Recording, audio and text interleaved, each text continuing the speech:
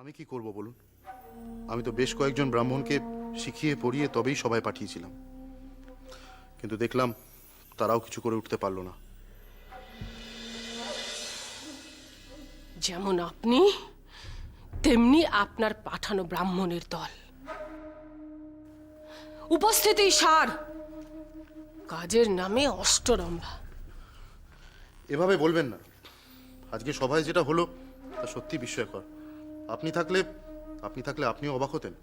তাই কি হয়েছিল সভায়? আকাশ থেকে চাঁদ সিংহলের মাটিতে নেমে এসেছিল? সেটা হলেও বোধহয় এতটা অবাক হতাম না। আপনি জানেন, মহারাজের প্রস্তাবকে সবাই উদারত কণ্ঠে সমর্থন জানিয়েছে। উপতিশ্বর প্রস্তাবকে সবাই উদাত্ত কণ্ঠে সমর্থন জানিয়েছে। তবে আর বলছি কি, আর জানাবেই না কেন? খনা যেভাবে তার বক্তব্য পেশ করলো আর যেভাবে তার সব অকাট্য যুক্তি রাখলো, তাতে তার বিরোধিতা করাটাই তো অস্বাভাবিক। খনা, সাবধান মাসুমা, খুব সাবধান। প্রধানমন্ত্রী মশাই কিন্তু খুব বুদ্ধিমানের মতন খেলছেন। সব কটা দান সঠিক সঠিক দিচ্ছেন, আর তাতে মহারাজেরও সুবিধা হয়ে যাচ্ছে। আসলে কি জানেন, যে রাজার পাশে প্রজারা থাকে, যে রাজার সঙ্গে প্রজাদের সমর্থন থাকে, তাকে কেউ আটকাতে পারে না। তাই বলছি মাসুমা, কিছু একটা করুন, খুব শিগগিরই কিছু একটা করুন, না হলে কিন্তু রাজকুমার মুক্তি পেয়েও কিচ্ছু করতে পারবে না।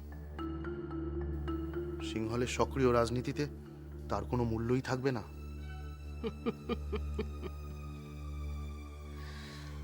অত সহজ নয় মন্ত্রী মশাই।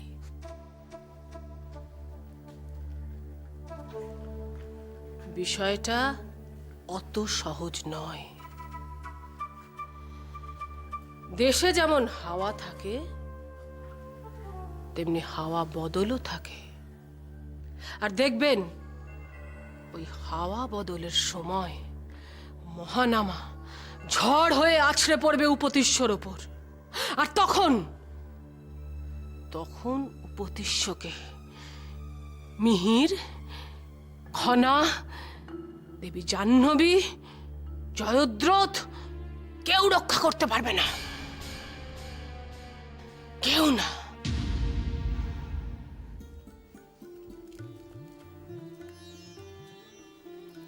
প্রণাম মহারানী। আসুন আসুন আসুন বসুন্ধরা দেবী। আপনি নিশ্চয়ই শুনেছেন খনা সভায় কি করেছে? শুনেছি, আর শুনে আমরা অত্যন্ত গর্বিত হয়েছি। আচার্যদেবের কাছে আর আপনার কাছে আমরা সত্যিই কৃতজ্ঞ। আমাদের কৃতজ্ঞতা জানাচ্ছেন কেন? আপনারা না থাকলে তো খনা নিজেকে এভাবে প্রস্তুত করতে পারতো না। মহারানী, মানুষকে শুধু পথ প্রদর্শন করা যায় মাত্র, কিন্তু সেই প্রদর্শিত পথে তাকে নিজেকেই চলতে হয়। সভায় খনা যা করেছে সে তার নিজের ক্ষমতায় করেছে। কাজেই অনুগ্রহ করে আমায় আর আচার্যদেবের প্রতি কৃতজ্ঞতা জানিয়ে আপনি খনার কৃতিত্বকে ছোট করে দেখবেন না। আপনি রত্নগর্ভা। আপনার কন্যা রত্নের দ্যুতিতে আজ সমগ্র সিংহল আলোকিত হয়ে গেছে। কিন্তু একদিন দেখবেন, কেবলমাত্র সিংহলই নয়, সমগ্র জগৎ আলোকিত হয়ে যাবে।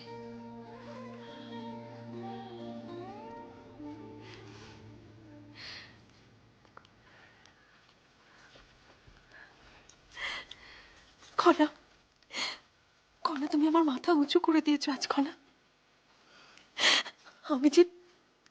আমি যে এই দিনটার প্রতীক্ষাতে ছিলাম। কৌরকি,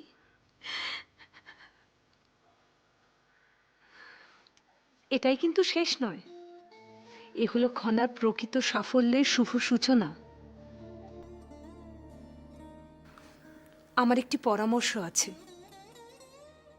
তুমি কিন্তু সব সময় খনার পাশে এভাবেই থাকবে, ওকে ভালোবাসায় পরিপূর্ণ করে রাখবে। তোমার স্নেহ, ভালোবাসার উৎসাহে দেখবে একদিন খনার সব বাধা অনায়াসে অতিক্রম করতে পারবে।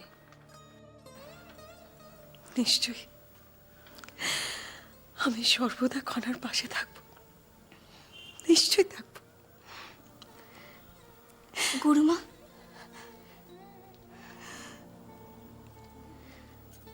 গুরুমা, আপনি একবার মিহিরকে আমার সঙ্গে দেখা করতে বলবেন? আমি জানতে চাই সে কতখানি আনন্দিত। নিশ্চয়ই বলবো।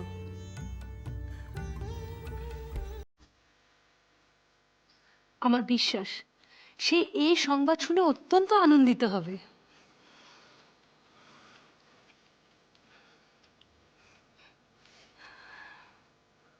আমি তাহলে এখন আসি। ওদিকে আচার্যদেব অধীর আগ্রহে অপেক্ষা করছেন।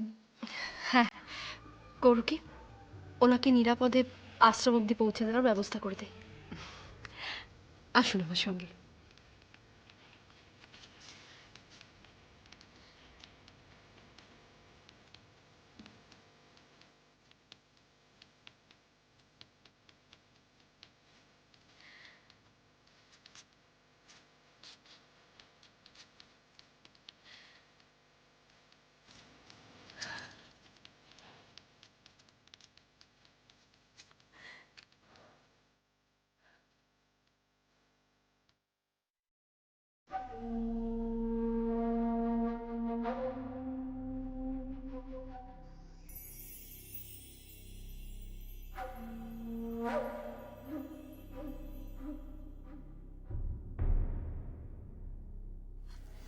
স্বামী,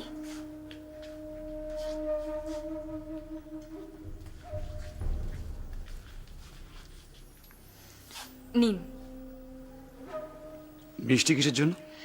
সবাই মিষ্টিমুখ করছে, আপনিও করুন। সবাই হঠাৎ মিষ্টিমুখ কেন করছে?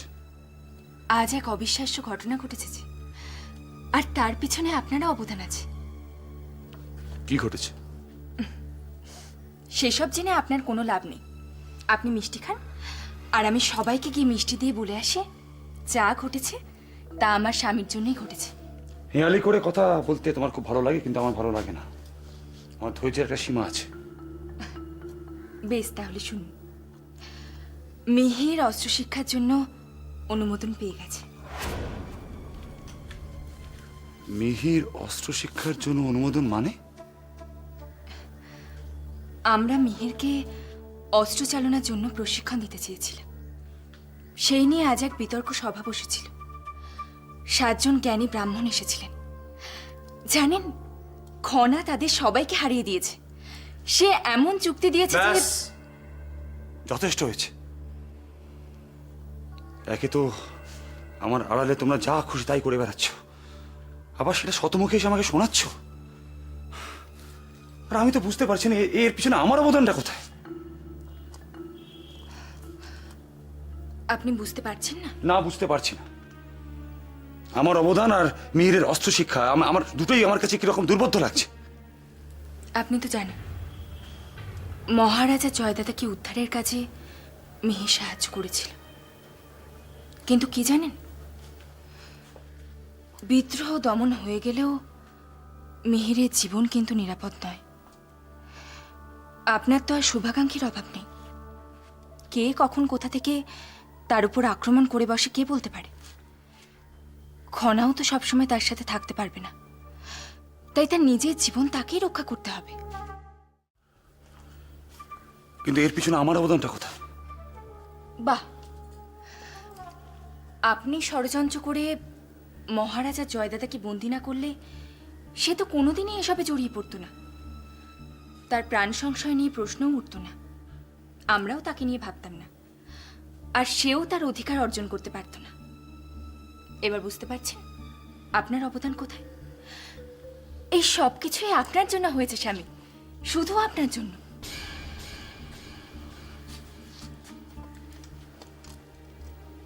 জানেন, এই পুরো ঘটনা থেকে আমার একটা উদাহরণই বারবার মনে পড়ছে। ওই কিছু সুন্দর ফুল হয় না, যারা নোংরা কদর্য স্থানে জন্মায়? স্বামী, এটা একেবারে সঠিক উদাহরণ, তাই না? তুমি যাবে এখান থেকে? যাব, কিন্তু যাওয়ার আগে আপনাকে একটা কথা আমি বলতে চাই। এসব থেকে কিছু শেখার চেষ্টা করুন। আপনি নিজের অধিকারের কথা বলেন না? দেখুন, মিহির কিভাবে তার অধিকার ছিনিয়ে নিল। কেন জানেন? কারণ সে তার অধিকার অর্জনের জন্য কোনো অসৎ পথ অবলম্বন করেনি। সে খনার উপর দায়িত্ব দিয়েছিল, আর খনা তার অধিকার অর্জন করতে কেন সফল হয়েছে জানেন? কারণ সে সবাইকে বোঝাতে পেরেছে যে এই অধিকার মিহিরের প্রাপ্য। চুপ করো, তুমি চুপ করো সমৃদ্ধি। স্বামী, মানুষ যদি সৎ পথে চলে তবে তার প্রাপ্য পেতে কিছুটা দেরি হয় ঠিকই, কিন্তু কেউ তাকে আটকাতে পারে না। সে একদিন ঠিক তার অধিকার ছিনিয়ে নেয়। আপনি এই সত্যটা যত তাড়াতাড়ি বুঝতে পারেন ততই মঙ্গল। বিশ্বাস করুন, নিজের উপর আস্থা রেখে সৎ থাকলে আপনি ঠিক একদিন সুবিচার পাবেন।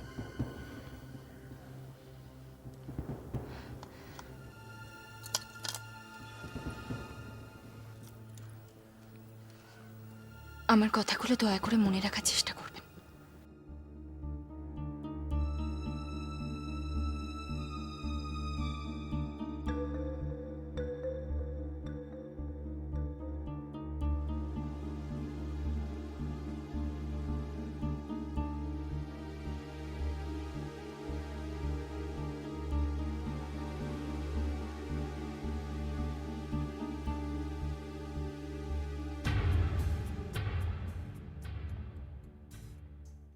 মহানামা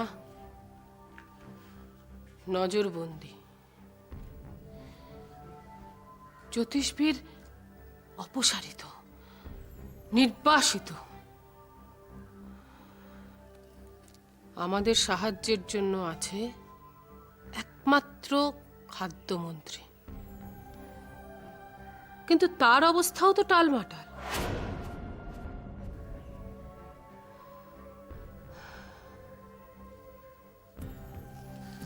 আমাদের সাহায্য করার লোক একেবারে তলানিতে এসে ঠেকেছে। কিন্তু না ত্রিজটা, না, আমাদের ভেঙে পড়লে চলবে না। বাইরের লোককে বুঝতে দেওয়া চলবে না যে আমরা নিজেদের অবস্থা সম্পর্কে যথেষ্ট সচেতন।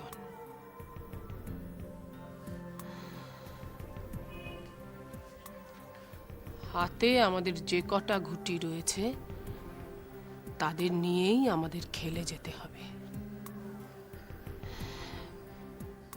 মনে রেখো ত্রিজটা, আমাদের দুর্বলতা কিন্তু শত্রুপক্ষের আত্মবিশ্বাস আরো বাড়িয়ে দেবে। ত্রিজটা, যে কোনো শক্তিকেই ভাঙতে গেলে প্রথমে কি করতে হয় বলতো? তার উৎস মূলে আঘাত করতে হয়। উপতিষ্য আর খনার শক্তির উৎস হলো জয়দ্রথ। সেই জয়দ্রথকেই আমাদের আঘাত করতে হবে। ত্রিজটা,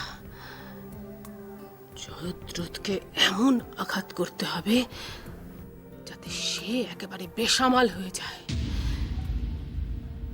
কিছুতেই নিজেকে সামলাতে না পারে, তারপর আস্তে আস্তে একসময় ভেঙে পড়ে। আর জয়দ্রথ ভেঙে পড়া মানেই রাজা আর রাজকুমারীকে শেষ করা শুধুমাত্র সময়ের অপেক্ষা।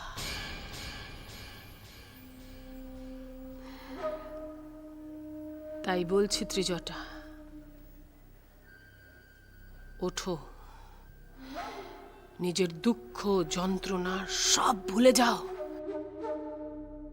মনে রেখো, আমাদের এক একমাত্র লক্ষ্য এখন জয়দ্রথ, শুধুমাত্র জয়দ্রথ।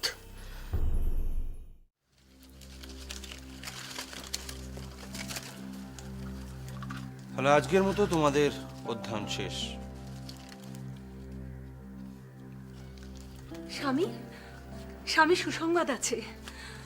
সভার ব্রাহ্মণগণ আজ আমাদের মিহিরকে অস্ত্র শিক্ষার অনুমতি দিয়েছেন। আমি জানতাম খনা পারবেই। আমাদের খনামা আজ সকলকে অবাক করে দিয়েছে। ওর যুক্তির সামনে আজ কেউ দাঁড়াতে পারেননি। আমরা তাহলে আসি আচার্যদেব। হ্যাঁ হ্যাঁ হ্যাঁ, তোমরা এসো, তোমরা এসো।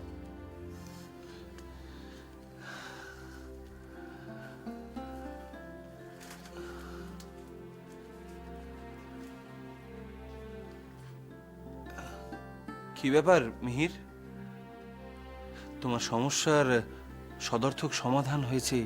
খনা অসম্ভবকে সম্ভব করেছে। তুমি তোমার অধিকার অর্জন করেছো মিহির। এরপরেও তুমি খুশি নও?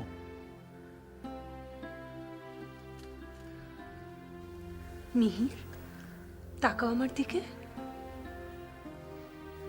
একটা কথা সত্যি করে বলো তো, তুমি কি নিজেই এই অস্ত্র শিক্ষা নিতে চাও না? কি হলো বলো। জানি না।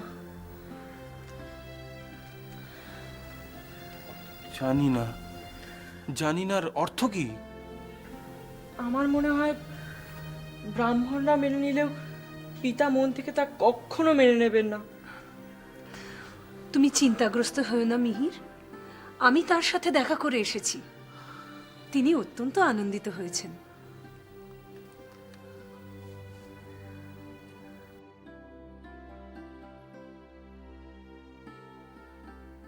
কি ব্যাপার মিহির? গুরুর কাজ শুধু শিক্ষা দেওয়া নয়, গুরুর কাজ শিষ্যের পাশে দাঁড়ানো, তার মনের কথা জেনে তার সমস্যার সমাধান করা। তুমি যদি আমাকে গুরু বলে মেনে থাকো, তাহলে বলো তোমার কি সমস্যা। মনে কিছু চেপে রেখো না মিহির। আচার্যদেব, আমি